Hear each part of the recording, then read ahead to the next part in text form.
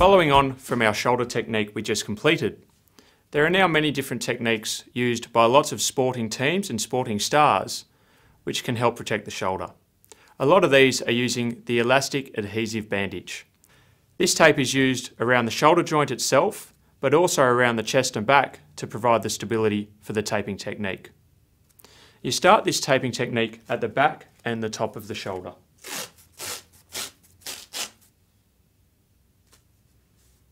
From here, the tape will run across the front of the shoulder, down under the armpit, wrapping around the shoulder once. From there, the tape will come across the chest, avoiding the nipples, and around and up the back.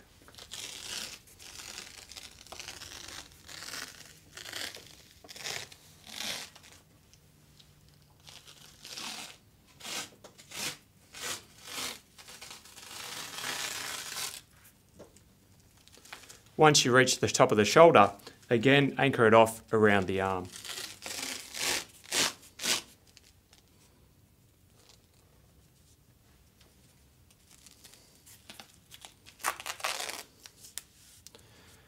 And that's done.